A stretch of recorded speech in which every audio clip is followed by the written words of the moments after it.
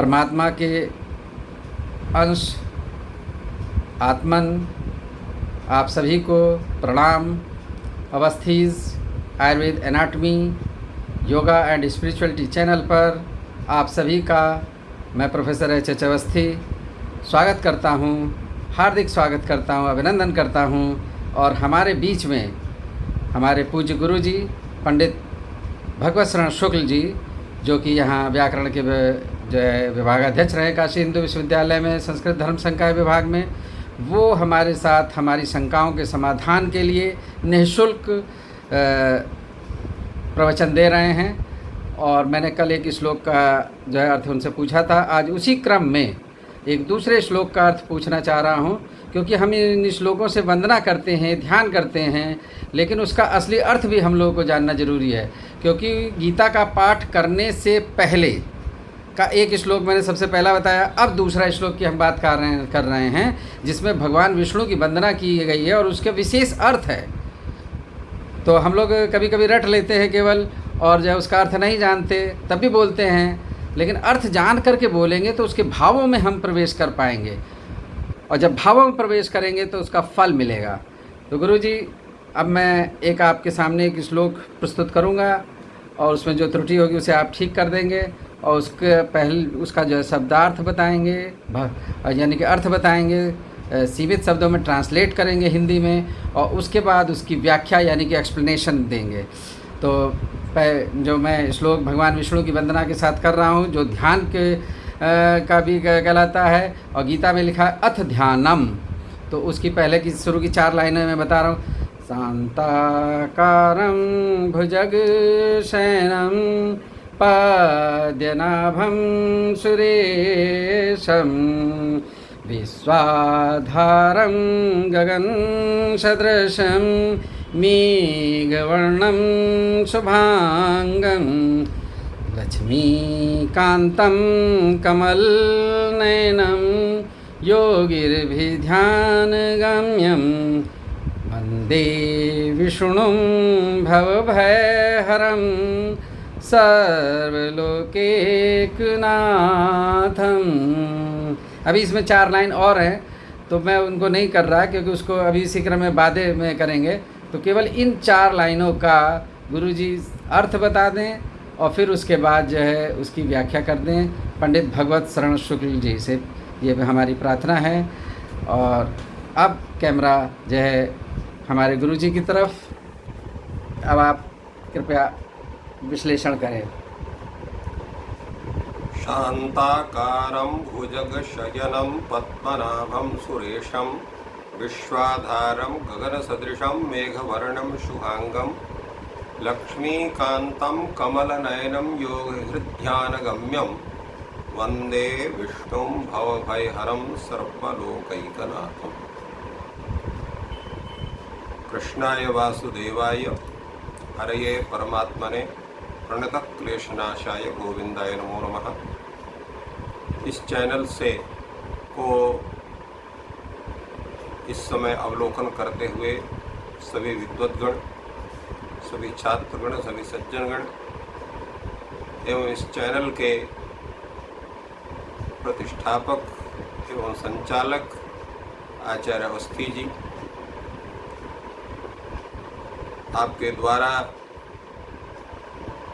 इस प्रकार सद्विचारों का प्रसारण, उसका संप्रेषण जो किया जा रहा है, ये बहुत ही प्रशंसनीय है। आज ये इस पद्य के विषय में चर्चा करनी है, तो पहले इसका शब्दार्थ क्या है। इसका जो मुख्य है, विष्णु वंदे, विष्णु की हम वंदना करते हैं। विष्णु कैसा है? शांताकारम, जिनकी आकृति शांत स्वरूप है।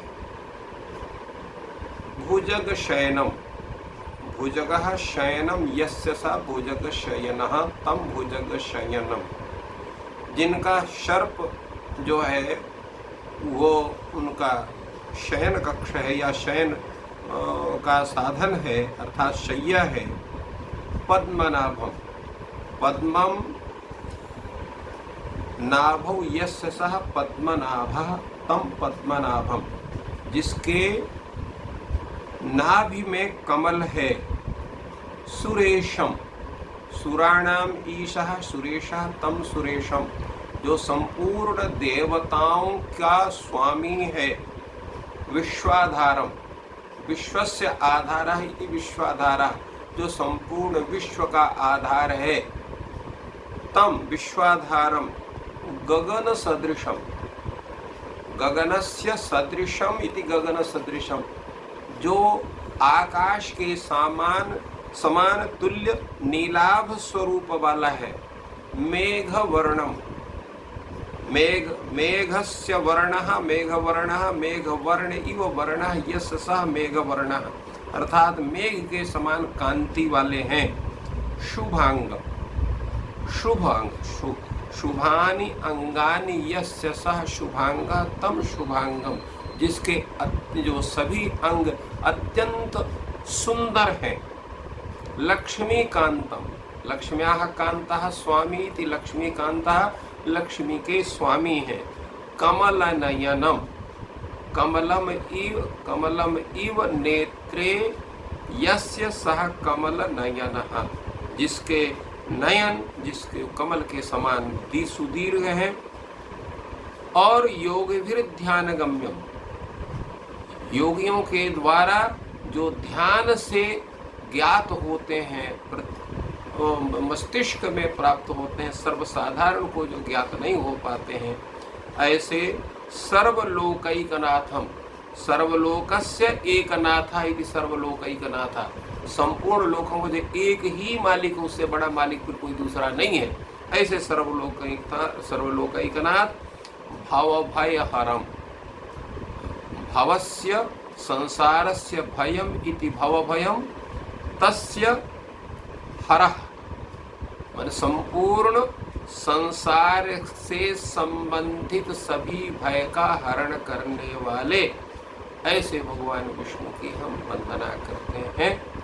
ये इस पद्य का, श्लोक का ये शब्दार्थ है। अब हम लोग इस पर थोड़ा सा विचार करते हैं कि भगवान विष्णु के ये सब विशेषण क्यों लगाए गए। विशेषण का मुख्य तात्पर्य क्या होता है? विशेषण के हम लोग यहाँ लक्षण होता है विद्यमानत्वे सति इतर व्यावर्तकत्व विशेषणत्व, जो वहाँ पर उपस्थित हो करके जिसको विशेषित कर रहा है उससे इतर का ग्रहण ना हो, केवल उसी का ग्रहण हो, वही विशेषण का है। जैसे नील घट कहेंगे तो नील घट से इतर पीतादि घट का वारण हो जाता है, नील घट का ही ग्रहण होता है। तो यहाँ पर भी जो विशेषण है बताए गए हैं कि केवल विष्णु का ही ग्रहण हो, विष्णु के अतिरिक्त और दूसरे का ग्रहण ना हो। तो शांताकारम है, उनका आकृति भगवान की कैसी है? पूर्ण रूप से शांत है। क्यों शांत है? शांत आकृति किसकी होती है? जिसको विश्व के किसी भी वस्तु की कामना जिसको नहीं होती, जो आप्त काम है, पूर्ण काम है। क्योंकि अशांति तभी आती है जहां पर इच्छाएं उत्पन्न होती हैं। जब इच्छाएं होंगी तो आपको अनेक प्रकार की इच्छाओं की पूर्ति के लिए प्रयास करना होगा। जब प्रयास करेंगे तो अशांति मन में आएगी। इसलिए शांति तभी होती है जब इच्छाओं का अभाव हो। भगवान विष्णु कैसे हैं? आप्त काम है और उनको किसी भी वस्तु की इच्छा नहीं है, पूर्ण काम है, आप्त काम है। इसलिए उनकी जो आकृति है वो शांत आकृति है। हमेशा वो स्वचिंतन में ही मग्न रहते हैं, उनका आत्मचिंतन में मग्न रहते हैं। तो आत्मचिंतन में मग्न रहने वाली की जो आकृति होती है वो शांत ही होती है। इसलिए आत्मचिंतन योग माया में के माध्यम से संपूर्ण विश्व को नचाते हुए भी जो अपने स्वरूप में कहीं भी किसी भी प्रकार की इच्छा आदि से युक्त नहीं है, एवं भूत जो वो स्वरूप वाला है वो परमात्मा, वो शांताकृति का माना जा सकता है और दूसरा कोई उस प्रकार का नहीं। क्योंकि उस परमात्मा को छोड़ करके ऐसा विश्व का कोई व्यक्ति नहीं है जिसको कुछ ना कुछ इच्छाएं उसको उद्वेलित ना करती हो। तो इसलिए शांताकृति कहा गया। शांताकृति केवल दो ही व्यक्ति की है, एक भगवान शिव की है, एक भगवान विष्णु की है। इसलिए शांताकृति दोनों की हो सकती है। इसलिए इनमें इन्होंने दूसरा विशेषण लगाया, भुजग शयनम। भुजग शयन, भुजग का मतलब क्या होता है? भुजाभ्याम गच्छति इति भुजगहा, जो अपने भुजों से चले। अब सर्प की भुजा तो दिखाई नहीं पड़ती है, तो इसलिए उसका जो हृदय देश है वही उसकी भुजा है, उसी से वो चलता है। वही उनका शयन है, शैया है। शेषनाग भगवान उनकी शैया माने जाते हैं। शेषनाग क्या है? शेषनाग क्यों उनके शैया बनते हैं? क्योंकि संपूर्ण विश्व के पृथ्वी को, ब्रह्मांड, केवल पृथ्वी नहीं संपूर्ण ब्रह्मांड के धारण का सामर्थ्य शेषनाग में है। उनको कहा जाता है कोटि कोटि जीव जो है एक एक उनके अनेक ब्रह्मांड उनके एक एक अंग में विराजमान है। तो संपूर्ण पृथ्वी का भार भी कह सकते हैं, सामान्य रूप की शेषनाग संपूर्ण पृथ्वी का भार धारण करते हैं। तो इसलिए वो संपूर्ण पृथ्वी का भार धारण करने वाले को उन्होंने अपनी शैया बनाया है, क्योंकि संपूर्ण विश्व के रक्षा का भार भी उस परमात्मा को है। दूसरे कोई उनका धारण, उनके स्वरूप को धारण नहीं कर सकता है, क्योंकि संपूर्ण विश्व भी जगत उस परमात्मा स्वरूप ही है। क्यों परमात्मा स्वरूप है? कैसे हम कह सकते हैं परमात्मा स्वरूप है? क्योंकि वहां पर उपनिषद में आया है कि सह अकामयत एको हम बहुश्याम। तो ये मैं अकेले अनेक प्रकार के स्वरूपों की रचना करूं। तो वही एक परमात्मा अपने अनेक स्वरूपों के जागतिक स्वरूप की अपनी रचना करता है। तो संपूर्ण जगत भी उस परमात्मा का ही स्वरूप है। और इस जगत का जो मुख्य आधार जो पृथ्वी है, उस पृथ्वी में को धारण करने वाला जो है वो शेषनाग है। उस शेषनाग को उन्होंने अपना शैया बनाया हुआ है, क्योंकि आधार का जो मुख्य आधार है उस आधार को भी अलंकृत करने वाले भगवान श्रीमन नारायण है। एक तदर्थ उन्होंने शेषनाग को शैया बनाया, क्योंकि दूसरा व्यक्ति उनके स्वरूप को धारण करने में समर्थ हो भी नहीं सकता, इसलिए शेषनाग है। अब ये भुजग शयनम का जो ये विशेषण है ये भगवान शिव में नहीं है, क्यों? भगवान शिव भुजग को धारण करते हैं गले में, तो उनको भुजग भूषण कह सकते हैं, किंतु भुजग शयन उनको नहीं कह सकते। इसलिए इस विशेषण के द्वारा यद्यपि शांताकारम यह जो विशेषण है ये भगवान शिव में जा सकता है, किंतु भुजग शयन नहीं जा सकता है। इसलिए यह विशेषण भगवान शिव में न जाए, भगवान विष्णु में ही जाए, ये तदर्थ कहा जाए। दूसरा है पद्मनाभम। पद्मनाभम का तात्पर्य क्या है? योग के माध्यम से भगवान विष्णु अपने हृदय देश से कमल को उत्पन्न करते हैं और उसी कमल में ब्रह्मा का स्वरूप वहां पर आविर्भूत होता है।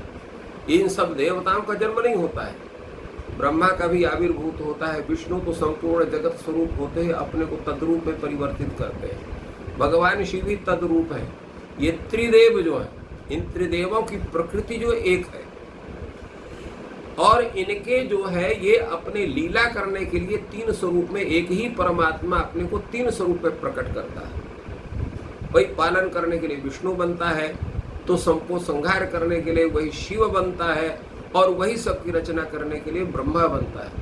तो एक ही तत्व एकम तत्वम त्रिधा भवत, एक ही तत्व अपने को तीन स्वरूपों को धारण करता है। तो इसलिए यहाँ पर पद्मनाभ को वहां पर उत्पन्न पद्मनाभ कहा गया। अभी वैसे भी जब हृदय देश में कहते हैं हृदय कमल, तो नाभि से ही संपूर्ण सृष्टि का सिस्टम बनता है। आप देखिए, जब आप गर्भ में रहते हैं तो संपूर्ण शरीर का पोषण किस इंद्रिय के माध्यम से आपके शरीर को प्राप्त होता है? वो नाभि से ही होता है। नाभि का ही संबंध माँ के शरीर से बनता है और उसके माध्यम से पूरे आपके शरीर को पोषण प्राप्त होता है। तो संपूर्ण जगत का जो पोषण, संपूर्ण जगत के माता कौन है? भगवान श्रीमन्नारायण है। तो इसलिए उस नाभि कमल के माध्यम से संपूर्ण जगत की उत्पादक के रूप में अपने अंश के रूप में ब्रह्मा को उत्पादित करके संपूर्ण जगत का पोषण करते हैं। इसलिए इनको पद्मनाभ कहा गया।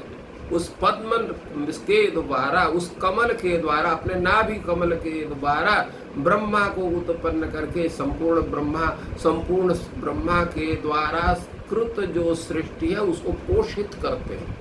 ब्रह्मा भी उन्हीं से पोषित होता है, उसी कमल के माध्यम से। इसलिए वो पद्मनाभ है। ये भी विशेषण किसी ब्रह्मा का जो विशेषण होता है पद्म योनि का होता है। तो पद्म योनि, केवल पद्म योनि कहते कि तो वो वहां पर ब्रह्मा में भी जा सकते। जैसे पद्मनाभ विशेषण कहा, पद्मनाभ विशेषण केवल विष्णु को ही जाता है, दूसरे को नहीं जाता है। तो संपूर्ण सृष्टि का पोषण किसके माध्यम से होता है? विष्णु के द्वारा होता है। इसलिए उनको पद्मनाभ कहा जाता है। उस पद्म के अपने नाभि कमल के माध्यम से जैसे वो ब्रह्मा को आविर्भूत करते हैं और ब्रह्मा के द्वारा संपूर्ण सृष्टि होती है, उस सृष्टि के में जो वो जीव तत्व है, जैसा हम लोगों ने पहले इस पर विचार व्यक्त किया था, जीव ही उस परमात्मा का अंश है। ईश्वर अंश जीव अविनाशी। तो ये जो जीव है उसको पोषित करते हैं। ब्रह्मा क्या करते हैं? उन जीवों को एक कर्म के अनुसार तत्त आकृति में परिवर्तित करते हैं मातृ तत्व के माध्यम से, और उसको जो पोषित करता है वो है भगवान विष्णु। इसलिए इनको पद्मनाभ कहा जाता है। सुरेशम, ये चौथा विशेषण है भगवान का। सुरेश का मतलब, सुर का मतलब क्या होता है? सुर का मतलब होता है देवता, और देवताओं की ये ईश है। ईश का मतलब क्या होता है? स्वामी। स्वामी का मतलब क्या होता है? तत्त कार्य विशेष के प्रवर्तक है।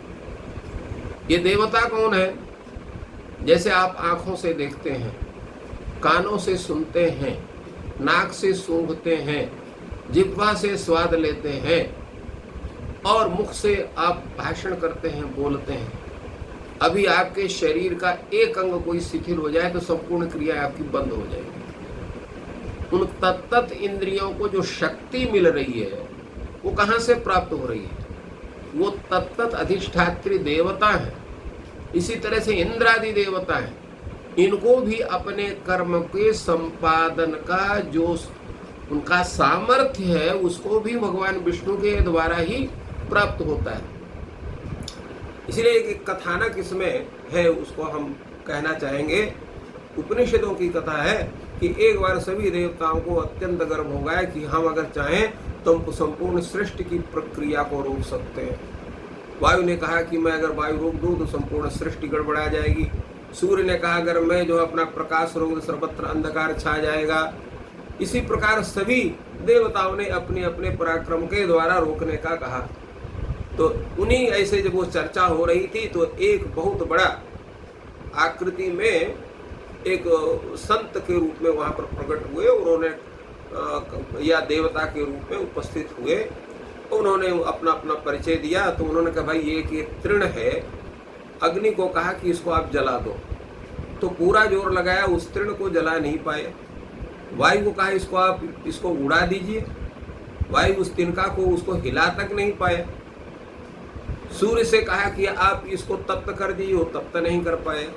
तो तात्पर्य क्या है कि सूर्य में जो तेज है, अग्नि में जो तेज है, जल में जो तेज है, वायु में जो तेज है, उस परमात्मा का ही स्वरूप है। यस्य भाषा सर्वमिदं विभाति, जिसके ही तेज संपूर्ण विश्व प्रकाशित होता है, वो सबका संप्रेरक, सबको शक्ति दे करके सबको सम्मानित करने वाला वो सुरेश है।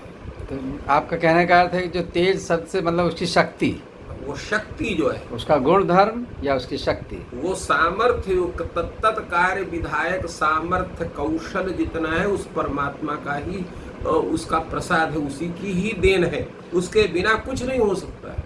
तो इसलिए ये सब प्रवर्तक कौन होता है? वही होता है जो ईश्वर होगा, दूसरा नहीं हो सकता है। और विश्वाधारम, जो विश्व का आधार है, क्योंकि अगर विश्व आधार का मतलब क्या है? मूल कारण, जिसको हम लोग उपादान कारण कहते हैं। संपूर्ण विश्व का जिसके द्वारा उद्गम हुआ है वही विश्व का आधार है। विश्व से आधार है, विश्व का जो उपादान कारण है कौन है? परमात्मा है। जैसे एक जो मकड़ी होती है, मकड़ी के जाला जो बुनती है तो सूत कहीं दूसरे जगह से लेने जाती है क्या? अपने मुख से ही सूत बनाती है और सूत बना करके और वो जाल को बुनती है। इसी ढंग से भगवान श्रीमन नारायण जो है, भगवान विष्णु जो है, वो अपने ही इच्छा मात्र से संपूर्ण सृष्टि का विकास करते हैं। इसलिए वो संपूर्ण सृष्टि के क्या है? मूल आधार है, उपादान कारण है। तो भगवान विष्णु संपूर्ण विश्व के उपादान कारण हो गए, विश्वाधार हैं। और गगन सदृशम, गगन सदृशम का तो एक ये बताया गया कि आकाश की तरह नीला स्वरूप है। दूसरा क्या है? जैसे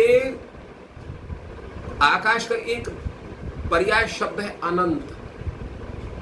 आकाश को आज तक विश्व का कोई वैज्ञानिक नहीं नाप सका, और वैज्ञानिकों को तो बात छोड़ दीजिए, क्योंकि वैज्ञानिकों की जितनी बुद्धि काम करती है वो भौतिक दृष्टि के आधार पर काम करती है। विश्व की कोई ताकत आकाश को नहीं माप सकती। तो इसी तरह जैसे आकाश को नहीं नापा भी नहीं जा सकता है, उसकी थाह नहीं ली जा सकती है, वैसे ही भगवान विष्णु का जो स्वरूप है वो अनंत स्वरूप है, उसका परिमाप कुछ नहीं है। कहीं से उसको आप नाप नहीं सकते कि इतने मोटे हैं, इतने लंबे हैं, इतने चौड़े हैं। इस तरह से उनका स्वरूप है। उस गगन के तरह उनका अनंत अग्राह्य स्वरूप है, जिसको कोई धारण नहीं कर सकता, कोई ज्ञात नहीं कर सकता है। इस तरह से भगवान का स्वरूप है। ऐसा स्वरूप विश्व के किसी भी व्यक्ति का नहीं है। इसलिए गगन सदृशम का मेघ वर्णम, मेघ वर्णम के भी दो स्वरूप हो। एक तो बताया गया है कि मेघ के समान उनका नीलाभ स्वरूप है। दूसरा क्या है? मेघ के समान गंभीर। जैसे मेघ गर्जना करता है उसकी अत्यंत गंभीर उसका होता है, तो उसी प्रकार भगवान का जो स्वरूप हो गंभीर स्वरूप है, उनमें किसी भी प्रकार का उद्वेग नहीं होता है। दूसरे मेघ क्या करते हैं? संपूर्ण विश्व को जलवृष्टि के द्वारा आप्लावित करते हैं, सबको तृप्त करते हैं। तो भगवान का जो वर्ण है, स्वभाव है, वो भी क्या है? सबको तृप्त करने वाला है, सबको शांत करने वाला है, सबको पोषित करने वाला है। इसलिए मेघ वर्णम। और शुभांगम, शुभांगम का तात्पर्य है कि उनके जैसा सौंदर्य का अप्रतिम स्वरूप है, विश्व में कहीं उसका स्वरूप नहीं है। इसलिए भगवान को संपूर्ण सौंदर्य, संपूर्ण गुणों का, संपूर्ण ऐश्वर्य का उनको अंतिम स्वरूप माना जाता है, अर्थात उससे बड़ा कोई नहीं। इसलिए शुभांगम कहा। शुभानि अंगानि यस्य सः शुभांगा तम शुभांगम, ये शुभांग का स्वरूप है। अगला उनका लक्ष्मी कांतम। लक्ष्मी भगवान की प्रेयसी है, उनकी पत्नी है। और ये बताइए, जो संपूर्ण विश्व का भरण करने वाला है, अगर लक्ष्मी अगर उसकी पत्नी नहीं होगी तो भरण पोषण कहाँ से करेगा? प्रायः आज देखा जाता है लोग लक्ष्मी के पीछे तो भागते हैं, परंतु नारायण के पीछे नहीं भागते। तो जो नारायण के साथ साथ लक्ष्मी की उपासना करते हैं वही श्रीमंत उनको कहा जाता है।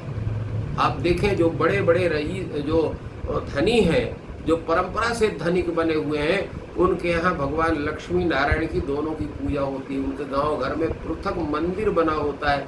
एक कोई ब्राह्मण को वहाँ पर वृत्ति दी होती है, जो प्रतिदिन आकर के पूजन करता है, तो उनको सैकड़ों नहीं हजारों वर्ष लक्ष्मी उनके घर से नहीं जाती है। और कुछ लोग जो ऐसे हैं जो इधर उधर करके अनेक प्रकार का कुकर्म करके और किसी तरह से संपत्ति अर्जन किए, तो शराब में, जुआ में और जो है स्त्रियों के जो है सेवन में संपूर्ण संपत्ति को नष्ट कर देते हैं। तात्पर्य क्या है कि नारायण की उपासना के साथ जब लक्ष्मी की उपासना होती है तो लक्ष्मी स्थायी रूप से वहां रहती है। और जब लक्ष्मी की केवल उपासना करती है तो लक्ष्मी वहां से जाना चाहती है, तो कैसे जाएगी? उनकी बुद्धि भ्रष्ट करती है। जब बुद्धि भ्रष्ट होगी तो अनेक प्रकार की कुकर्म करके उस लक्ष्मी का इस तरह से जो है अपव्यय करेंगे कि लक्ष्मी उनके यहाँ से समाप्त हो जाएगी। इसलिए लक्ष्मी तभी रहेगी जब लक्ष्मी के कांत साथ में रहेगी, इसलिए लक्ष्मी कांतम कहा गया। तात्पर्य है कि भगवान जब लक्ष्मी के साथ रहते हैं तो संपूर्ण विश्व की का जो है पालन पोषण करते हैं, और लक्ष्मी के बिना जब भगवान आते हैं तो उग्र हो जाते हैं। लक्ष्मी के बिना 2 बार भगवान आए, एक बार वामन स्वरूप में आए, वैसे 3 बार आए, एक जो है परशुराम के स्वरूप में आए, और एक बार जो है नरसिंह रूप में आए। तो जब आते हैं तो वो क्या करते हैं, उग्र स्वरूप उनका भी होता है। पुरुष भी जब अकेले होता है तो उसका स्वरूप उग्र होता है, किंतु स्त्री में क्या होता है, उसमें मातृ स्वरूप होता है, और मातृ स्वरूप जब रहती है तो वो पुरुष को भी नियंत्रित करती है, उसमें भी जो है पितृ स्वरूप को एक भाव जागृत करती है, एक प्रजा के प्रति स्नेह को जो है उत्पादित करती है। इसलिए लक्ष्मी कांतम का है कि अकेले भगवान की उपासना नहीं कर सकते, अकेले लक्ष्मी की उपासना नहीं कर सकते, लक्ष्मी सहित लक्ष्मी के कांत की जब उपासना करेंगे तब आपको वो स्वरूप प्राप्त होगा जो अत्यंत आह्लादक स्वरूप होगा, संपालक स्वरूप हो, भक्ति वत्सल स्वरूप होगा। दूसरे क्या है, कमल नयन, छोटे नयन अर्थात छोटी शक्ति अगर नयन में है तो संपूर्ण विश्व को देख ही नहीं पाएगा, तो उसका कल्याण कहां से करेगा। तो कमल के समान नेत्र का मतलब ये नहीं कि बाह्य नेत्रों के बड़े बड़े नेत्र हैं, इसका तात्पर्य है कि उनकी दृष्टि विशाल है। जब विशाल दृष्टि होती है तो संपूर्ण ब्रह्मांड उनके दृष्टि के समक्ष उपस्थित रहता है। इसको क्या आवश्यकता है, कौन सा उनका भक्त दुखी है, कौन सा क्या है, उसका विश्लेषण करके और उसका वो कल्याण करते हैं। इसलिए कमल नेत्रम कमल नयनम कहा। तो कहा इतना बड़ा स्वरूप वाला व्यक्ति हमें दिखाई क्यों नहीं पड़ता है। प्रायः लोग आज कहते हैं आपको भगवान तो कहीं नहीं होता, तो दिखाई पड़ता, तो दिखाई कैसे पड़ेगा। आप देखिए जो परमाणु है जिसका विखंडन करते हैं और परमाणु बम वगैरह बनाते हैं, अनेक प्रकार के परमाणु से बिजली घर चलते हैं, उन परमाणुओं क्या आपने इन चक्षुओं से देख सकते हैं क्या?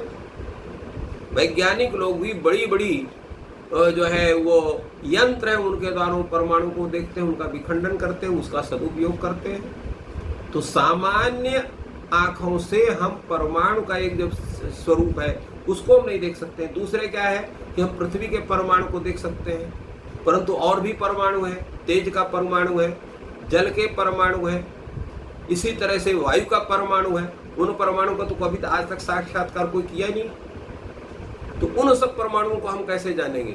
वो तो यंत्र से भी जल्दी नहीं दिखाई पड़ते हैं। वायु के परमाणु का आप कैसे देखोगे? हमारे यहाँ जो वैशेषिक शास्त्र है, न्याय शास्त्र है, इस कई परमाणु 4 परमाणुओं की बात करता है। पृथ्वी के भी परमाणु की बात करता है, जल के परमाणु की बात करता है, तेज के परमाणु की बात करता है, वायु के परमाणु की बात करता है। इन परमाणुओं को आप देख सकते हैं क्या? नहीं देख सकते हैं, यंत्र भी आपको नहीं देख पाते हैं। किंतु ये तो परमाणु से भी सूक्ष्म है, इसलिए सूक्ष्माति सूक्ष्म है, विशालाति विशाल है, क्योंकि संपूर्ण विशाल वस्तु का भी आप दर्शन नहीं कर सकते, वो आपके इंद्रियों में सामर्थ्य नहीं है। अभी आपके सामने जो है तो अगर किसी को रख दिया जाए जो 500 किलोमीटर का उसका आकार हो तो उसका संपूर्ण साक्षात्कार आप नहीं कर सकते। इसी तरह से अत्यंत परमाणु सदृश कोई उसका भी साक्षात्कार, अति सूक्ष्म अति विशाल दोनों का साक्षात्कार संभव नहीं होता है। इस कारण से ये जो इनको कहा गया कि योग शक्ति से ही इनका ज्ञान किया जा सकता है, इनका साक्षात्कार किया जा सकता है। भक्ति के द्वारा, योग के द्वारा इनका साक्षात्कार सामान्य इंद्रियों के द्वारा, सामान्य अवस्था वाले व्यक्ति के द्वारा उस परम तत्व का साक्षात्कार नहीं किया जा सकता। और कैसे हो? संपूर्ण लोक के एक ही व्यक्ति हैं। एक नाथ किसको कहा जाता है? जो लोकपति है, जो अन्य जो है तत्त विषय के मालिक, उनका भी जो मालिक है, उनका भी जो स्वामी है, वही सर्वलोक एकनाथ कहा जाता है। क्योंकि लोकपाल है, 10 दिक्पाल है, तो लोकपाल, दिक्पाल उनका सबका पाल एक नाथ भगवान श्रीमन्नारायण है, विष्णु है। इसलिए सर्वलोकैकनाथम, तो सर्वलोकान एकः एव नाथते इति सर्वलोकैकनाथा, जो संपूर्ण लोगों के एक ही अपने स्वामित्व के अंतर्गत सबका संचालन करता है, वही सर्वलोकैकनाथ हो सकते हैं। सामान्य क्या देवता भी सर्वलोकैकनाथ नहीं हो सकते हैं, कोई नहीं हो सकता है। तो सर्वलोकैकनाथम।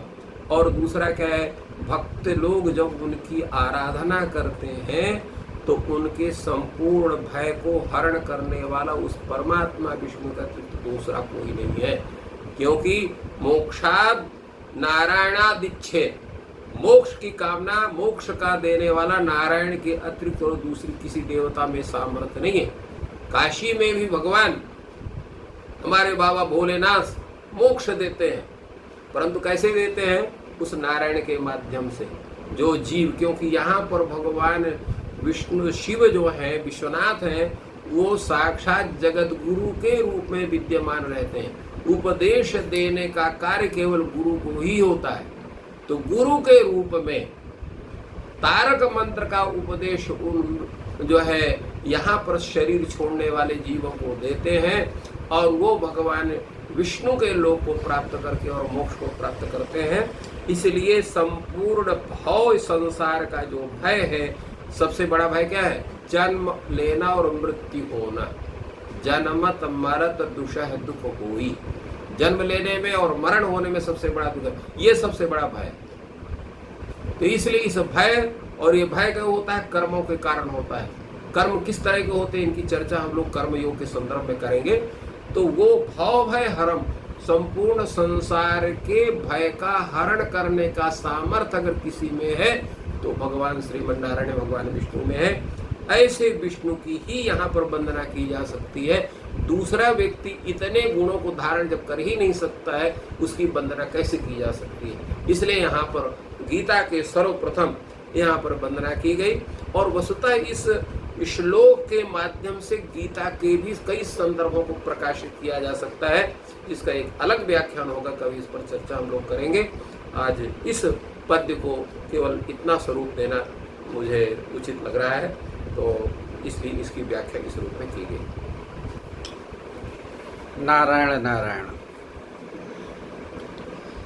बहुत ही सुंदर व्याख्या आपने की। पहले सामान्य अर्थ बताया, हर शब्द का संस्कृत के अनुरूप अर्थ बताया, उसका शब्दार्थ हुआ। फिर उसके बाद आपने वेदों से, उपनिषदों से, रामचरितमानस से, जो भी हमारे धर्म ग्रंथ हैं और पुराण हैं, उनसे सार गर्भित संदर्भ लेते हुए उसका अर्थ की व्याख्या की। उसका श्लोक ना करके साधारण भाषा में वही मूल श्लोक को हिंदी में ही बोलते हुए व्याख्या कर दी, कुछ श्लोकों का उदाहरण भी दिया। तो ये अतीव सुंदर रहा। अब मैं, क्योंकि एज ए चैनल का एंकर की तरह भी काम कर रहा हूँ, और वो जनमानस की बात करता है, और एक मैं प्रोफेसर ऑफ रचना शारीर हूँ और चिकित्सा जगत से हूँ। तो चिकित्सा जगत में, क्योंकि हर एक व्यक्ति अपने एंगल से अर्थ निकालता है, एक ही चीज़ है और उसको वो अलग अर्थ से देखता है। और हमारे पिताजी स्वर्गीय पंडित सृजनलाल अवस्थी तो बचपन में हम लोग को गीता सुनाते थे और ये श्लोक रटाते थे। उन्होंने कई बार अर्थ बताया, तो थोड़ा बहुत ब्रेन में रहा। और अब आज जो है आपसे गुरुवर ये सुना तो पुनर्स्मरण हुआ, तो एक जागरण हो रहा है फिर से। तो उनका बताया हुआ और कुछ समाज में और कुछ चिकित्सा जगत से, तो जो वेदों और वहाँ से नहीं है गुरुजी, उसका तो शास्त्रीय और बिल्कुल साइंटिफिक जो रियल अर्थ है वो आपने एक्सप्लेन कर दिया। अब मैं दूसरे स्वरूप में थोड़ा सा जो ज्ञान है उस तरीके से बता रहा हूँ, जिसमें मेडिकल साइंस को करेंगे। क्योंकि हमारा आयुर्वेद कहता है और वेद भी कहते हैं, यत् पिंडे तद ब्रह्मांडे, जो कुछ हमारे इस शरीर में है वही ब्रह्मांड में है। अब इसको दूसरे शब्दों में भी हम समझें कि जो कुछ ब्रह्मांड में है उसका मिनीचर, मतलब छोटा स्वरूप, ये हमारा शरीर है। ब्रह्मांड का छोटा स्वरूप। और एक लाइन में उसमें और ऐड करना चाहूँगा उसके आगे कि उस पूरे शरीर का मिनीचर वो हमारी सेल है, कोशिका है, कोशिकाएं हैं। तो ये जो कोशिकाएं हैं इनका जो नेचर है मेडिकल साइंस की दृष्टि से, दैट इज़ काम एंड कूल। काम एंड कूल रहती है वो, मतलब शांत रहती है। और यही आत्मा का लक्षण है, और यही परमात्मा का लक्षण है, और यही भगवान विष्णु का लक्षण है। और एक विष्णु का अर्थ हम लोग लेते हैं, आपने तो संस्कृत का अर्थ बताया, हम लोग मतलब एक शब्दों से अनेक अर्थ जो शायद उस तरीके से भी नहीं होते, लेकिन हम लोग निकालने का प्रयास करते हैं। विष्णु का एक अर्थ और भी है कि विशिष्ट अणु। तो चिकित्सा विज्ञान में वो क्या विशिष्ट अणु है, मैं चिकित्सा विज्ञान की दृष्टि से कर रहा हूँ इस टाइम। तो इनको नारायण भी कहा गया। नारायण किसे कहते हैं? एक तो वो जो नर में भी सर्वश्रेष्ठ है, और जो नार शब्द आया है वह है जल के लिए। तो जल के अंदर जो विशिष्ट अणु है, तो सबसे पहले जल के अंदर जो विशिष्ट अणु बना वो प्रोटीन बनी, आरएनए एंड डीएनए, और वहीं से जीवन की शुरुआत हुई। और यही हमारे धर्मशास्त्र कहते हैं। तो विज्ञान और धर्मशास्त्र का किस तरीके से सम्मिलन है उसका यहाँ पर हम प्रयास कर रहे हैं। आपने कहा भगवान विष्णु से ही ये सृष्टि है। जब भगवान विष्णु ने कहा कि अब मैं अनेक रूप में बनना चाहता हूँ, तो वही जल में एक विशिष्ट अणु उत्पन्न हुआ सबसे पहले, जो आरएनए था और डीएनए था, और उसने जो है स्वरूप लिया। और फिर वो बीच की स्टेज बनी कि जीवन है और जीवन नहीं है, वायरस। फिर एक सबसे छोटा बना अमीबा। तो इस तरीके से ये पूरे के पूरे एनिमल किंगडम, चेतना का विकास हुआ। ये हमारा आधुनिक विज्ञान मानता है। तो वो जो विशिष्ट अणु है और उसी का हम चिंतन करते हैं चिकित्सा विज्ञान में। 1,00,000 तरीके की प्रोटीन हमारी बॉडी में रहती है, और वो प्रोटीन, हर प्रोटीन का फंक्शन अलग है। और जब वो प्रोटीन सिग्नल देती है तब जीन्स के ऊपर इफेक्ट पड़ता है।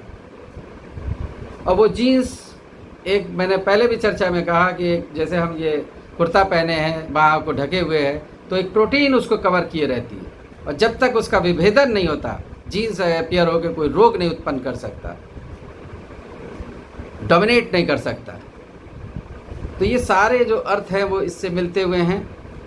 तो एक तो मैंने शांताकार की बात बताई, और विष्णु जी का जो है मेडिकल साइंस की दृष्टि से अर्थ बताया। और एक और अर्थ है भुजग शयनम में। तो आपने कहा, बिल्कुल सच कहा, कि वो शेषनाग की शैया पे लेटे हैं।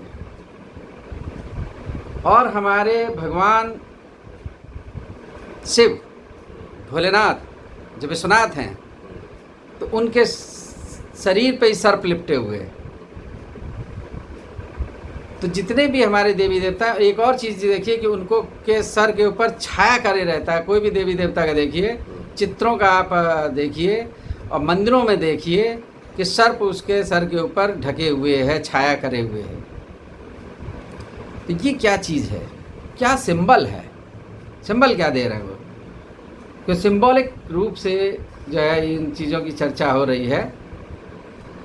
तो अब मैं बताना चाहूँगा कि वो ये चीज़ प्रकट कर रहे हैं जो हमारे पिताजी स्वर्गीय सृजन लाल जी अवस्थी जी ने समझाया था कि कोई भी व्यक्ति, यहाँ तक कि भगवान जब पृथ्वी पर अवतरित हुए तो वो बिना कष्ट के नहीं थे। जिसकी बॉडी के ऊपर सर्प आ गया तो वो एक संकेत है कि संकटों से तो भगवान भी घिरा हुआ है, और वो संकटों के निवारण के लिए अवतरित हुए हैं। चाहे वो राम अवतरित हुए, कृष्ण अवतरित हुए, और यही उन्होंने कहा है कि जब जब धर्म की हानि होती है तब तब मैं अवतरित होता हूँ। यानी कि पृथ्वी जब संकट में होती है, संत महात्मा जब संकट में होते हैं, सात्विक पुरुष जब संकट में होते हैं, जैसे कोविड-19 पीरियड चल रहा है, तो वही कुछ जो संतों को, महात्माओं को, वैज्ञानिकों को वहीं से एक लाइट मिलती है, वहीं से संकेत मिलता है, तब वहाँ से मेडिसिन बनती है। वो किसी कोई ना कोई स्वरूप होता है। तो वो संकटों में घिरे हुए हैं, और संकट में घिरे होने के बाद भी वो शांत हैं। जो मनुष्य संकट में हो और लक्ष्मी जैसी सर्व गुण संपन्न, मतलब उसकी तो कोई मतलब तुलना ही किसी से नहीं की जा सकती, वो उनकी सेवा कर रही हैं। जो व्यक्ति इतने संकटों में घिरा हुआ है, तो जो उनका चित्र हम लोग को देखने को मिलता है, यानी कि उनकी जो धर्म पत्नी हैं, क्योंकि हम सामान्य जनता का भी लेके चल रहे हैं, वो उनके साथ पूर्णतः जुड़ी हुई हैं और पूर्णतः उनकी भक्ति कर रही हैं, पूर्णतः उनकी सेवा कर रही हैं। और जब संकटों में आदमी घिरा है, व्याकुल होगा, डिस्टर्ब होगा, तो कुछ ना कुछ घर में नोक झोंक होगी, लेकिन वहाँ ऐसा नहीं है। तो ऐसा क्यों नहीं है? क्योंकि वो शांत हैं, काम हैं, कूल हैं। उन्होंने अपनी मनः स्थिति को में एंग्जाइटी, डिप्रेशन, ये जो डिसीज है, विषाद है, उसको नहीं आने दिया। तो वो ये हमें शिक्षा देती है कि हम जितने भी संकट में हों, विपरीत परिस्थितियों में हों, तो मन को हमें उन्हीं की तरह शांत रखना है। भगवान से प्रार्थना करना है, भगवान जैसे आप शांत हो वैसे ही हमारे मन को शांत रखें। ये हमने भगवान से प्रार्थना की, आशीर्वाद लेना चाहा। तो जब हम शांत रहेंगे तब हमारे निर्णय बिल्कुल सही होंगे। कहा जाता है जब आप गुस्से में हो, आवेश में हो, उस समय आप निर्णय ना लें, या बहुत आप भावुक हो, आप किसी के ऊपर कृपा कर रहे हैं, मतलब इतना आपको उसने जो है ऐसे शब्द बोले कि आप इमोशंस में आ गए, आप आशीर्वाद दे दिए। भगवान ने किया, भगवान जो है शिव जी ने भस्मासुर को आशीर्वाद दे दिया, और भस्मासुर उन्हीं को भस्म करने चल दिए। तो ऐसे में ना तो मतलब किसी को आशीर्वाद दें, ना किसी को श्राप दें, थोड़ी देर रुके। तो ये चीज़ बात आती है। तो उसके बाद जो एक और शांत का गुरुजी जो विश्लेषण हम लोग कर रहे हैं, कि जो है अगर एक तालाब में आप एक कंकड़ मारें, तरंगे उठने लगती हैं, तो ऐसे ही हमारे मन में विचार उठने लगते हैं। किसी ने एक गंदी बात बोली, कोई ऐसा हार्ड वर्ड बोला, अधिकारी ने बोला, चाहे साथी ने बोला, चाहे जूनियर ने बोला, चाहे सीनियर ने बोला, तो हमारे ब्रेन में वेव्स उठने लगती हैं, विचार उठने लगते हैं। अब वो विचार सत्व रज तम से युक्त होते हैं। सात्विक विचार भी उठते हैं, राजस विचार भी उठते हैं, तामस विचार भी उठते हैं। तो जो शांत मन होगा, विपरीत परिस्थितियों में भी उसे सात्विक विचारों का ही अनुसरण करना है और अच्छे विचार को पिकअप करना है। तो मैं कहता हूँ कि मन का ये कार्य होता है कि जैसे नदी चलती है, समुद्र चलता है, तो उसमें से वेव को हम पकड़ते हैं। जी। तो केवल एक वेव को पकड़ते हैं। सात्विक विचार को लीजिए, आपके दिन में ये आएगा कि ऐसे ऐसे हम काम करें, लेकिन उसमें से एक सात्विक विचार पकड़िए और उसको आगे बढ़ लीजिए, और उसी का मन शांत कहलाता है, जिसके मन में सबसे कम विचार हैं। 1 मिनट में 4, 5 से 10 विचार तक होने चाहिए। किसी जो मानसिक रूप से विक्षिप्त होते हैं, विषाद में होते हैं, तो ये मेडिकल साइंस कहती है कि उसमें ये नंबर बढ़ता चला जाता है। वो 10 से ज़्यादा 40, 50, 100 और उतना ही वो विक्षिप्त होता है। विचारों को पचाने का सामर्थ्य जब समाप्त हो जाता है तो पागलपन का प्रवेश हो जाता है। जी, बिल्कुल सही कहा आपने। विचारों का पचाने का सामर्थ्य रहने से ही आप जो है विचार शक्ति के जो है इससे युक्त रहते हैं। तो ये चीज़ है। और जो सुरेश शब्द है ना, वो हमारे सुर को कहता है। और सुर, क्योंकि एक अर्थ से अनेक अर्थ, ये हमारे जो है संस्कृत का एक ये विशेषण है। तो सुर से का मतलब होता है स्वर। स्वर से बनी है स्वर चिकित्सा, और वहाँ इड़ा, पिंगला, सुषुम्ना, ये 3 स्वर हैं। तो उन स्वरों से जैसे हम टीवी को रेगुलेट करते हैं, रेडियो को रेगुलेट करते हैं, तो आपको पिंगला नाड़ी में, यानी कि आपको गुस्से में लाने के लिए उसने ऐसा किया सामने वाले ने, लेकिन उसके बाद भी आप शांत हैं, इड़ा नाड़ी में हैं, सुषुम्ना में हैं, और जब आप ऐसा हैं तो आप सुरेश हैं। आपने उस स्वर की साधना कर ली, तब आप सुरेश हैं। और पद्मनाभ जो आपने बात कही, हम एनाटॉमी की दृष्टि से सर कह रहे हैं शरीर रचना की, तो ब्रेन जो है, जो यद पिंडे तद ब्रह्मांडे है, तो ब्रेन में जितनी भी नर्व्स हैं और पूरी बॉडी के सेंटर्स, उसे सेंटर वर्ड कहा गया है जी। और नाभि का एक अर्थ केंद्र भी होता है। तो इन सारी चीज़ों के केंद्र और बॉडी के सारे आर्गन को रेगुलेट करने के, ये पांचों ज्ञानेंद्री, पांचों कर्मेंद्रियों के केंद्र जो है हमारे मस्तिष्क में हैं। तो वो केंद्र जो है उनसे कमल विकसित होते हैं, मतलब वहाँ से नर्व चलती हैं और वो मूलाधार, स्वादिष्ठान, अनाहत, ये जो चक्र हैं तो वहाँ से वो नर्व निकली और यहाँ चक्र बनाया, वहाँ कमल बना दिया उन्होंने। तो ये बॉडी के रिलेशन में मैं इसका अर्थ बताने का प्रयास कर रहा हूँ। तो वो ही जो कमल, वो जब उन चक्रों को हम सिद्ध कर लेते हैं तब विश्वाधार हो जाते हैं। मूलाधार को जिसने किया, तो मूलाधार क्यों मूल का आधार किया गया? एक तो यहाँ से सृष्टि का निर्माण होता है और वो उसका शुद्ध होना जरूरी है। अगर वो अशुद्ध होता है, और ये जो है भारतीय संस्कृति की और विदेशी संस्कृति की एक जो है विशेषता है कि यहाँ जो है, हमारे यहाँ जो है वाइफ एक होती है, पत्नी, और माताएं अनेक हैं। क्योंकि हम हर स्त्री को बहन या माता के स्वरूप में देखते हैं। तो हम बुजुर्ग को, जो हमसे महिलाएं होती हैं, तो उनको माता का संबोधन देते हैं सम्मान में और आचरण में भी। अब मैं दूसरे कल्चर की बात नहीं करूँगा। तो ये जो स्वरूप है, ये है मूलाधार, ये संस्कार। और जब वो उसके विपरीत आचरण करता है, वो कहता है माता हमारी एक और सारी वाइफ, जैसे ही ये आचरण बदला तो STD इंग्लिश में कहा गया है, सेक्सुअल ट्रांसमिटेड डिसीजेज तुरंत आ जाती हैं। क्योंकि हम चिकित्सा की दृष्टि से उसकी बात गुरुजी कर रहे हैं और दोनों ही का समन्वय यहाँ हो रहा है। तो वहाँ पे सेक्सुअल ट्रांसमिटेड डिसीज आ जाती हैं और उसी में जो है ये एड्स है। कितनी भयंकर रोग आता है और किस एक कारण के से आया, उसका सिर्फ एक कारण बना कि शुचिता, शुद्धता और जो भारतीय संस्कार है उसका अनुसरण नहीं किया। केवल एक लाइन में सब बात सिमट गई कि हमने अपने संस्कार को, अपनी वैदिक संस्कृति को फॉलो नहीं किया, हमने दूसरे की संस्कृति को ले लिया और उससे हमको एड्स हो गई। तो ये बात जो है उस वहाँ पर आती है। और एक बहुत इम्पॉर्टेंट बात, एक एक शब्द के ऊपर थोड़ा सा मैं बस करना चाहूँगा, ज़्यादा बात नहीं कर रहा। लक्ष्मीकांतम को आप बता चुके हैं, कमल नयन भी, और जोगिर भी ध्यान गमन, तो वो हमेशा उनको ध्यान करना है हमें।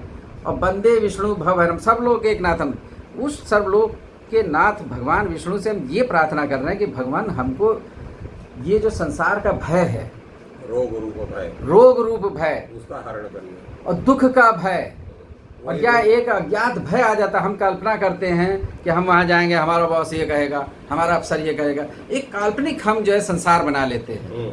वैसा कुछ होता नहीं। हाँ। हम जाएंगे, हम किसी टीचर ने एक दो सेंटेंस ऐसे डांट के बोल दिए तो कि हमें ये फेल कर देगा, एक हमने कल्पना लोक में चले गए और उस भय से हमारे अंदर निगेटिव हार्मोन रिलीज होने लगे और जिसका इफेक्ट आने लगता है। तो उस टाइप के भय से हमारा संरक्षण हो, वो फियर हट जाए। मेडिकल साइंस में और सभी जगह और धर्मों में भी मुख्य यही पॉइंट है कि सबसे पहले भगवान जो हमको आशीर्वाद दें वो हमारा भय हट जाए, और भय की स्थिति में हमारी गुरुजी परफॉर्मेंस कम हो जाती है। ये मेडिकल साइंस कहती है, क्योंकि मेडिकल साइंस में सिंपैथेटिक और पैरासिम्पैथेटिक नर्वस सिस्टम के जो फंक्शन बताए गए, सिंपैथेटिक एक्शन मतलब जिसमें हम आवेश में आते हैं या भय की स्थिति में आते हैं, तब हमारी हार्ट बीट बढ़ती है, श्वास की गति बढ़ती है, और उसमें 3 बातें बताई गई हैं कि 3 उसके पूरी, हम सिंपैथेटिक नर्वस सिस्टम को आपको केवल 3 शब्दों में समराइज कर देना चाहेंगे, जिसके लिए कम से कम 30 जो है पेज होंगे। फाइट, फ्लाइट और फ्रिज, ये फिनोमेना क्रिएट होता है। सामने अगर शेर आ रहा है या संकट आ रहा है तो या तो आप फाइट करके जीतेंगे, दुश्मन है सामने, और या आप फ्लाइट कर जाएंगे, अपना जीवन को बचा ले जाएंगे, पलायन कर गए। और तीसरी स्थिति होती है कि संकट इतना भयानक होता है, इन दोनों की स्थिति कर ही नहीं पाते, फ्रिज कर जाते हैं, वहीं स्टैंड कर जाते हैं। और ये स्थिति छात्रों के साथ होती है। कहीं वो सर्विस का इंटरव्यू दे रहा है, परीक्षा दे रहा है, 2-3 सवाल गलत हो गए, तो अब उसे सब याद है, अब आसान सा प्रश्न पूछ दिया, उसको याद है, लेकिन उसके अंदर ऐसे हार्मोन सिक्रीट हो चुके हैं कि अब उसके मुंह से एक शब्द नहीं निकलता। निकल रहा है। तो ये स्थिति उसमें पैदा हो जाती है। तो ये जो है हार्मोनल चेंजेस हैं, तो भय की स्थिति है। तो ये भय ना पैदा हो, भय से उसकी परफॉर्मेंस कम हो गई, परफॉर्मेंस कम हो गई तो उत्साह बना रहे, भय ना हो विषम परिस्थिति में। तो गुरु जी कुछ कहना चाहेंगे तो प्लीज एक्सप्लेन करिए। उसी भय को हटाने के लिए इष्ट स्मरण किया जाता है। आप इष्ट का स्मरण करते हैं तो आपका जो आत्मबल है वो बढ़ जाता है और आपको ये लगता है कि मैं इस काम को कर सकता हूँ, इस कार्य बने, उसको आप कहते हैं उसको पॉजिटिव सिस्टम आपके यहाँ जो है वो डेवलप हो जाता है, वो बढ़ जाता है। तो इसलिए इष्टाराधन कहा की जाती है। जो भी आपका इष्ट है, यहाँ जैसे भगवान विष्णु की चर्चा, विष्णु ही है, तो भाव भय हरण का मतलब क्या है? तात्पर्य है कि आपकी बुद्धि में, आपके आत्मबल में इतनी अभिवृद्धि हो जाती है कि आप स्वयं उन समस्याओं का समाधान करने में अपने को सक्षम पाते हैं। तो हम ये मानते हैं जैसे किसी सीएम या पीएम का कोई ड्राइवर है, कोई अंगरक्षक है, तो वो समझता है मेरे अंदर सीएम या पीएम की पावर है। हाँ। तो वो सारे काम बड़े उत्साह से बहुत अच्छी तरह परफॉर्म करता है। वही उसका कारण है कि तो जब वो क्यों करता है? क्योंकि उसको ये लगता है कि मैं तो जो है भाई पीएम का आदमी हूँ, तो ऐसे ही हम तो उस पीएम से भी बड़े पीएम, तो सर्वलोक एक नाथम की जब शरण में चले जाते हैं। हाँ, तो आपका आत्मबल बढ़ जाए। तो हमारे अंदर फीलिंग होती है वो तो भगवान सारी प्रॉब्लम सॉल्व करेंगे। जब आप एक वीर व्यक्ति जब वो शेर से भी लड़ता है तो ये सोच नहीं लगता कि शेर हमको खा जाएगा, वो लगता है मेरे साथ भगवान है, मैं शेर को भी हटा जो उसको मार के भगा सकता हूँ, और वो मेरे शेर को मार के भगा भी देता है। और उसको ये जब लग गया कि ये तो शेर हम उसको खा जाएगा, तो सही में उसको शेर खा जाता है। तो तात्पर्य है कि इष्टाराधन से हमारा आत्मबल इतना मजबूत हो जाता है कि हम अपने से बहुत बड़े भय को भी उससे लड़के और जीत जाते हैं। तो गुरुजी वो इस्कान के प्रभुपाद जी की व्याख्या पढ़ रहा था, उसमें से एक लाइन उद्धृत करना चाहूँगा। भूमिका में उन्होंने लिखा है कि हम सब जो जीव हैं ना, वो है सेवक, और जो परमपिता परमात्मा भगवान कृष्ण और विष्णु हैं, वो हैं मालिक, नाथ। नाथ माने मालिक। और हम अपने को जब नाथ समझ लेते हैं कि हम मालिक हैं, तभी वहीं पे गलती हो जाती है। गलती हो ही जाएगी। तो हम सब सेवक हैं अपने परिवार के, अपने माता पिता के, अपनी पत्नी के। इसको लोग अन्यथा समझेंगे, लेकिन ये रियलिटी है। उस सेवक और बच्चों के, सेवक का तात्पर्य होता है छात्रों के, कि सबका संरक्षण करने का एक कर्तव्य का निर्वहन। और समाज का भी हम संरक्षण कर रहे हैं अपने ज्ञान के द्वारा, अपने कर्म के द्वारा, अपने क्रिया के द्वारा। हम सब, प्रत्येक व्यक्ति अपने परिवार का भी पोषण करता है उसके माध्यम। समाज क्या है? समाज का मतलब है जन समूह। तो जन समूह ही समाज है, एक व्यक्ति समाज नहीं हो सकता। समाज के लिए कम से कम एक से अधिक होना पड़ेगा, तब वो समाज बनेगा। तो समाज में अगर आप प्रत्येक व्यक्ति अपने परिवार का संपोषण करे, पूरे समाज का संपोषण हो जाएगा। और एक व्यक्ति पोषण कर रहा है, दूसरा व्यक्ति अपने समाज को, अपने जो है परिवार का जो है उत्पीड़न कर रहा है, तो समाज संपोषित कहाँ होगा?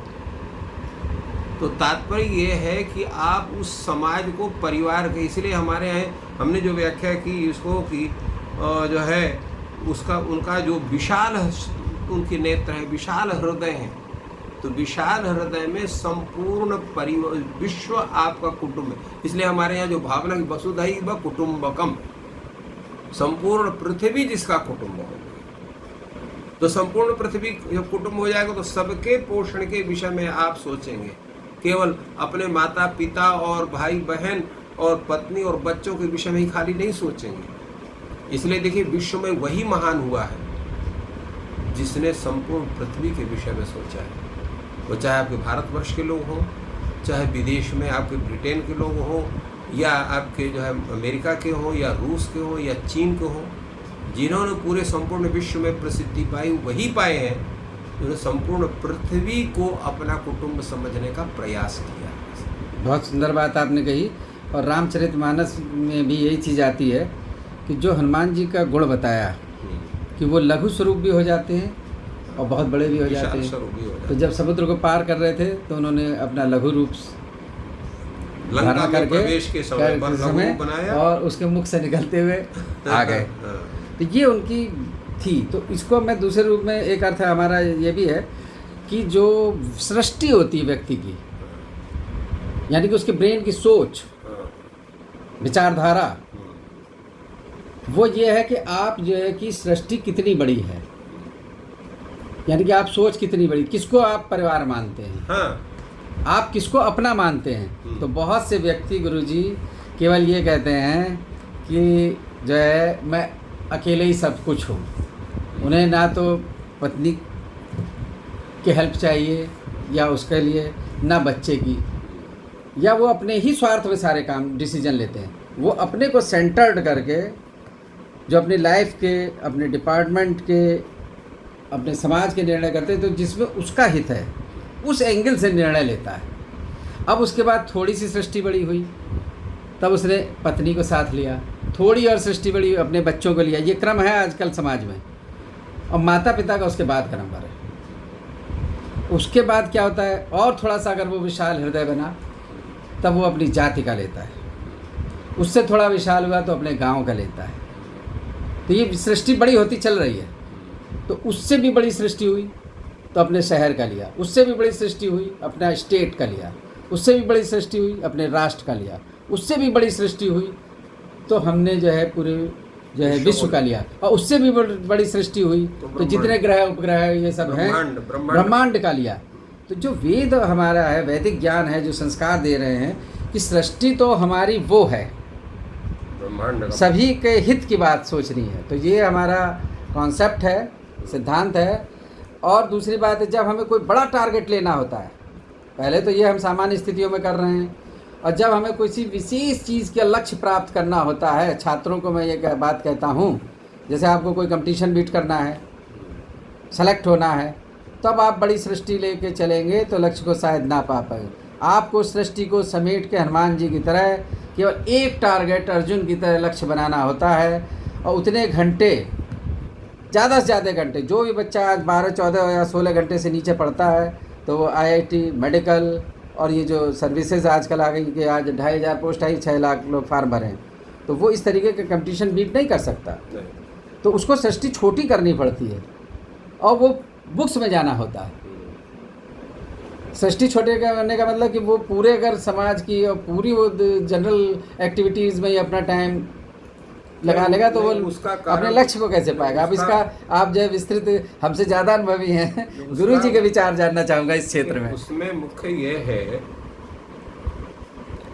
कि वो एक कर्म विशेष में प्रवेश के द्वारा, उसके द्वारा संपूर्ण विश्व की आराधना करना चाहता है। जैसे मान लीजिए कोई मेडिकल की तैयारी कर रहा है, या वो मेडिकल की पढ़ाई कर चुका है और उसके बाद वो चिकित्सक बनना चाहता है, 10 चिकित्सक MD PhD करना चाहता है, अब उसके लिए वो तैयारी सुपर स्पेशलिटी। तो अब वो क्या कह रहा है कि अगर हम उस स्थान को प्राप्त करें तो उसके द्वारा हम संपूर्ण समाज की अधिकतम सेवा कर सकते हैं। जैसे हनुमान जी देखिए, अगर हनुमान जी को खबर लेने के लिए न भेजा जाता तो हनुमान जी का वो स्वरूप जो संपूर्ण विश्व को विदित है वो नहीं होता। तो किंतु उस कार्य करने का सामर्थ्य केवल उन्हीं में था, और परंतु उसको कोई जानता नहीं था। तो उसको किसने बताया? उसको जामवंत ने बतलाया कि हनुमान में यह सामर्थ्य है कि इस कार्य का संपादन कर सकते हैं। तो जामवंत की ही तरह हमारी ये संपूर्ण जो परीक्षाएं हैं, जिनको हम प्रवेश परीक्षाएं कहते हैं, वो जामवंत की ही तरह उस हनुमान जी को खोज करते हैं जो संपूर्ण उस कार्य का संपादन करने में अपने सामर्थ्य को प्रकाशित कर सके। तो इसलिए इन परीक्षाओं के द्वारा हम जानते हैं, और वो जो व्यक्ति है वो भी अपने सामर्थ्य को समझता है कि इस कार्य को हम कर सकते हैं। तो वो ये नहीं है कि वो विश्व के, जिसकी दृष्टि बड़ी है वो किसी भी क्षेत्र में होकर के उसके माध्यम से संपूर्ण विश्व की आराधना कर सकता है। तो दृष्टि बड़ी की, सृष्टि बड़ी की, दृष्टि बड़ी होनी चाहिए। दृष्टि से ही वो संपूर्ण सृष्टि का ज्ञान करेगा। अगर दृष्टि नहीं है, जैसे मान लीजिए आप आप जैसे आप अध्यापक हैं तो आप ये सोच लें काशी हिंदू विश्वविद्यालय के छात्रों के अलावा किसी को एक शब्द हम नहीं बचाएंगे, तो आपकी दृष्टि छोटी हो गई। परंतु आपने सोच लिया कोई भी व्यक्ति इस हमारे क्षेत्र में अगर हमसे बात करता है तो उसका उत्तर हम देंगे, चाहे वो हमारे विश्वविद्यालय का छात्र हो, चाहे वो विदेशी छात्र हो, चाहे भारतीय छात्र हो, आपकी दृष्टि बड़ी होगी। यही हमारे चैनल का उद्देश्य है। तो ये इस चैनल से पूरे विश्व का कोई भी छात्र जुड़ करके ज्ञान को प्राप्त कर सकता है। इसलिए आप लोग इस चैनल को सब्सक्राइब करें। फिर मैं अपने मुद्दे पे आता हूँ, लाइक करें और अपने फ्रेंड्स को इस ज्ञान के गंगा में, और इस ज्ञान को अगर आपको अच्छा लग रहा है तो वो भी लोग ज्ञान प्राप्त कर सकें। जब आप उसको बताएंगे अपने मित्र को, अपने परिजनों को कि ये जो इस चैनल पे जो हम एपिसोड्स दे रहे हैं वो ज्ञानप्रद हैं, वो जीवन की लाइफ स्टाइल में सुधार लाएंगे और हमको काम एंड कूल करेंगे, शांत करेंगे और भय से हमारा को मुक्ति देंगे, तो उस स्थिति में तो उनको भी ज्ञान कराइए। सब जने सुखी रहें तो सर्वे संतु निरामे है तब आएगा। सर्वे संतु सुखिना है तो सुखिना सर्वे तब आ पाएगा। तो ये चैनल को सब्सक्राइब करवाएं प्लीज़। आप सब जो भी श्रोता इस टाइम जुड़े हुए हैं उनसे ये करबद्ध प्रार्थना है कि जो है तब हम लोग ज्ञान को बढ़ाएंगे, सभी ज्ञानी हों, ज्ञान का से कोई वंचित ना रहे। ये जो है हमारी परिकल्पना वेदों की है। और उसमें जो है ये जो बाद में दिग्भ्रमित किया गया है लोगों को कि इसको वेद नहीं पढ़ सकते, उसको वेद नहीं पढ़ सकते, आप ऋषियों मुनियों का उठा के देखिए कि वो सभी वर्ण के और सभी उसके थे और वो ऋषि कहलाए और सभी ने उनकी पूजा की। इस पर जरा सा गुरु जी 2 लाइन बोलिए। देखिए इसमें क्या है, क्योंकि ये जो है दिग्भ्रमित किया गया है लोगों को। दिग्भ्रमित के साथ साथ जो सबसे बड़ी बात ये है कि किस चीज़ को आपको पढ़ना है, किस चीज़ के लिए आपको पढ़ना चाहते हैं। जैसे मान लीजिए कि आप कौ व्यक्ति है इंजीनियरिंग कर रहा है, तो इंजीनियरिंग के क्षेत्र में अगर वो पढ़ेगा, उसी क्षेत्र में काम करेगा तो उस समय वो सुपर होगा। परंतु उसको कह दे थोड़ा थोड़ा तो मेडिकल भी पढ़ लो, थोड़ा सा तुम जो है दूसरी चीज़ पढ़ लो, तीसरी चीज़ पढ़ लो, चौथी चीज़ पढ़ लो, तो आपके पास 24 घंटे से ज़्यादा का समय नहीं है। और कोई भी व्यक्ति जितना उसने अध्ययन कर लिया एक बार, उसको संभाल के रखना ही बड़ा कठिन है।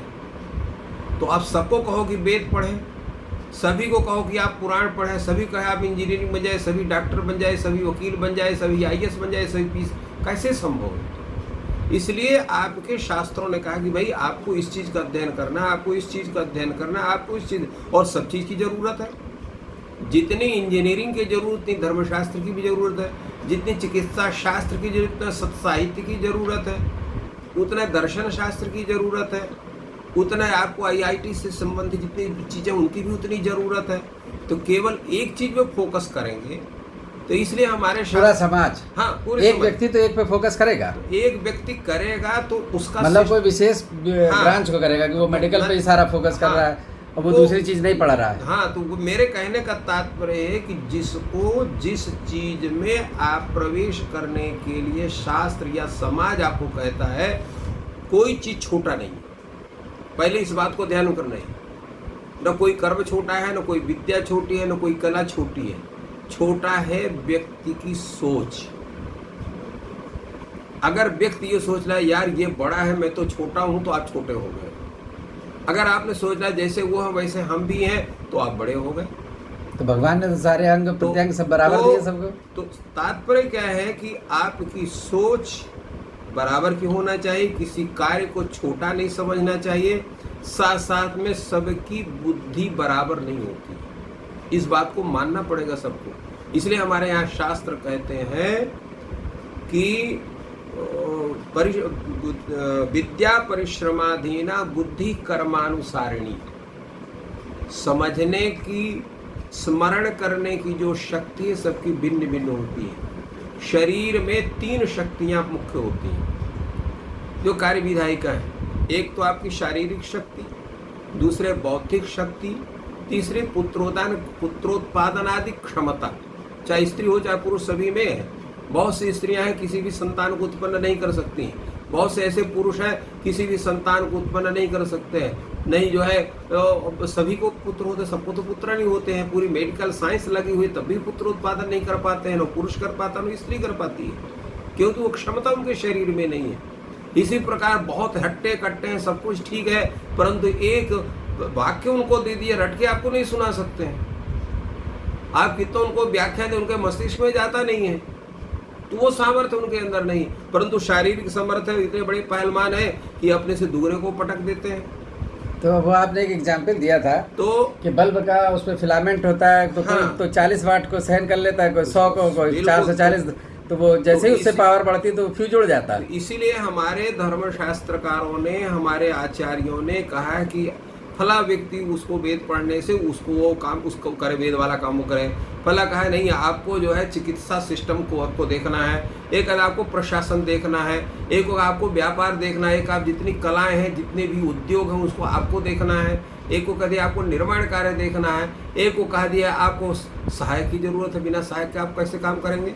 हम कहते हैं कि आप चिकित्सक हैं, परंतु क्या आप अकेले संपूर्ण दवाओं का निर्माण कर सकते हैं?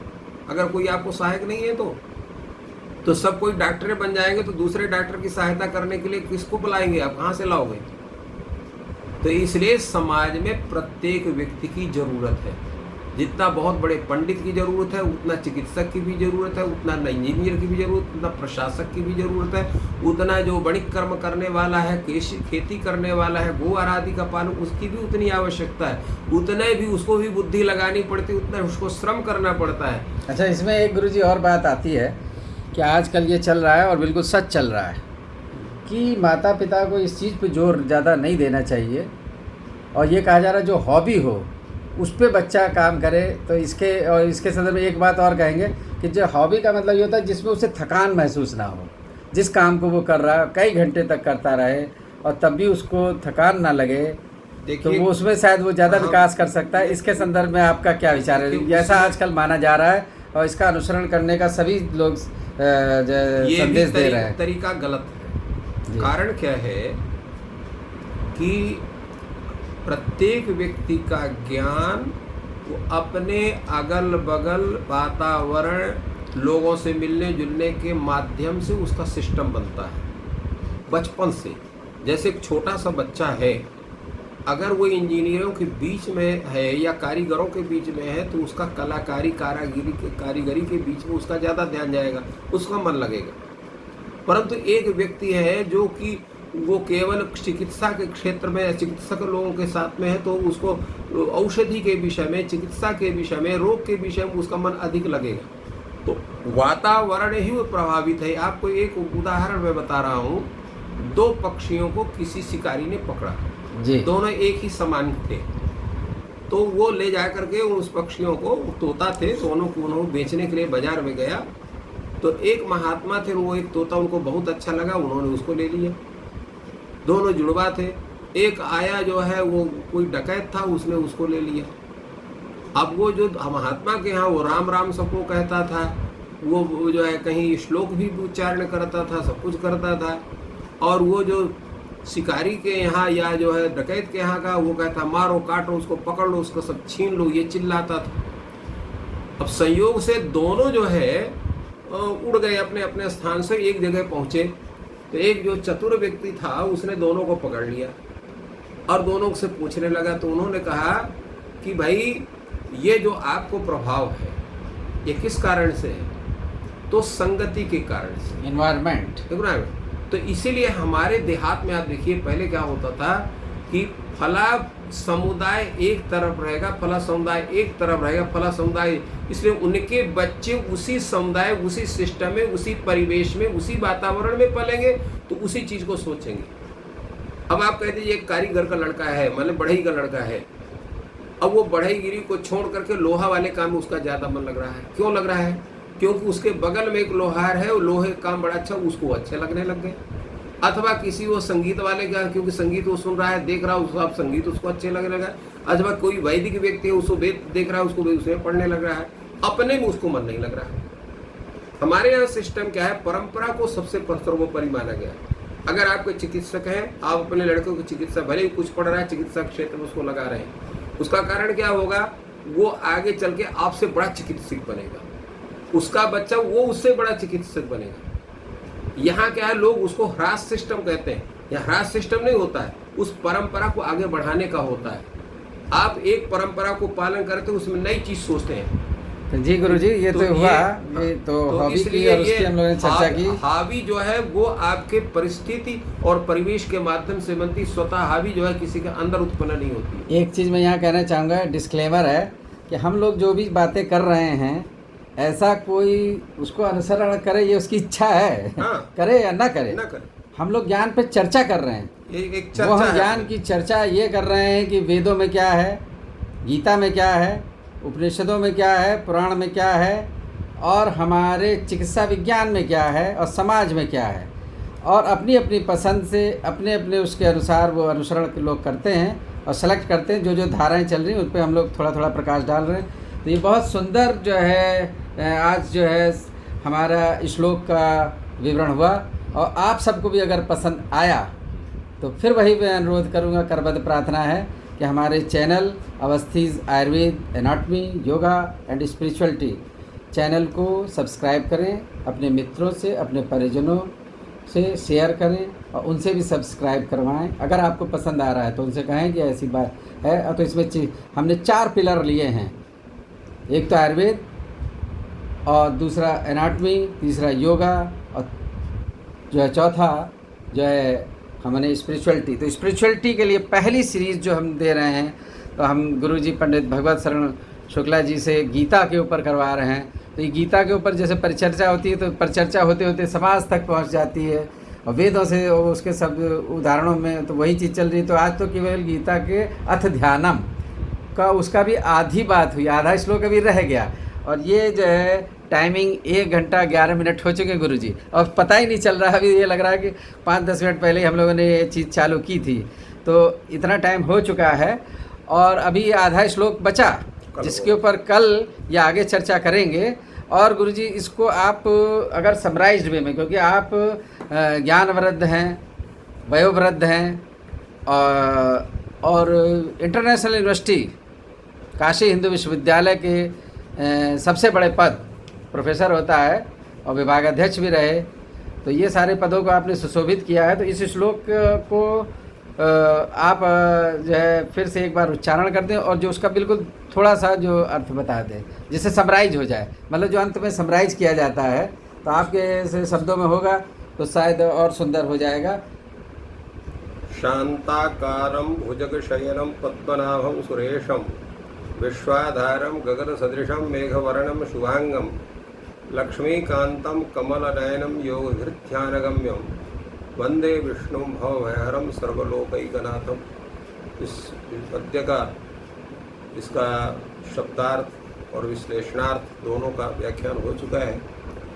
इसका एक सुंदर, अगर एक वाक्य में इसका विश्लेषण किया जाए तो क्या हो सकता है, उसमें यही हो सकता है इसका विश्लेषण कि जगत की जितनी भी दृश्यादृश्य वस्तु है, तदधारभूत संपूर्ण भय के नाश हेतु भगवान श्रीमन्नारायण विष्णु का वंदना करनी चाहिए। उसके बिना काम नहीं चल सकता है। विष्णु केवल तत्स्वरूप ही होकर के साक्षात उस व्यापक परमात्मा का भी एक स्वरूप है। विष्णोति व्यापनोति संसारम यदि विष्णु भी उसको कहा, तभी हमको शांति मिलेगी और संताकार बनेंगे। ओम शांति शांति ही शांति।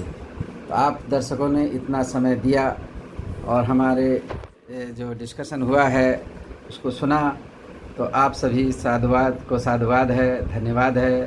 Thank you all.